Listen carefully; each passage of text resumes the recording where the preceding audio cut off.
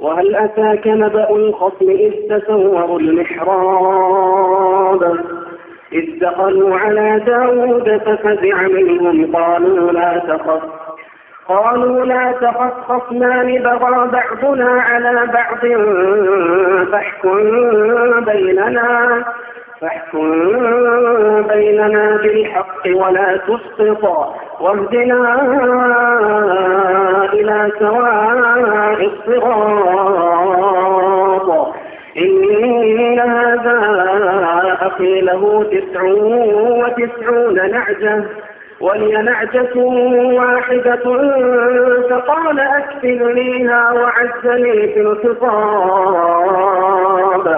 قال لقد ظلمك بسؤال نعجتك إلى نعاجه وإن كثيرا من الخلطاء ليبغي بعضهم على بعض إلا الذين آمنوا وعملوا الصالحات وقليل ما هم وظن داود أنما فتناه فاستغفر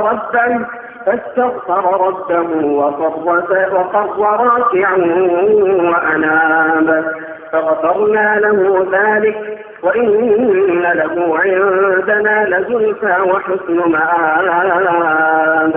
يا داود إنا جعلناك خليفة في الأرض فاحكم بين الناس بالحق ولا تتبع الهوى فيضلك عن سبيل الله إن الذين يضلون عن سبيل الله لهم عذاب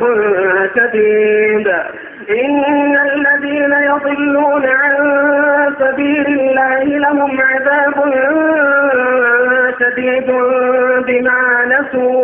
بما نسوا يوم الحساب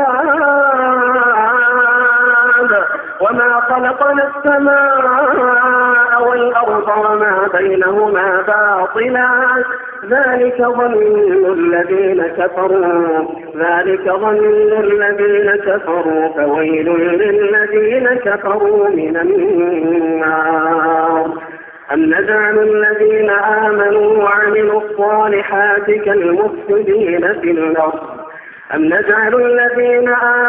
وعملوا الصالحات كالمفسدين في الأرض أم نجعل المتقين كالفجار كتاب أنزلناه إليك مبارك ليدبروا آياته وليتفكر أولو الألباب.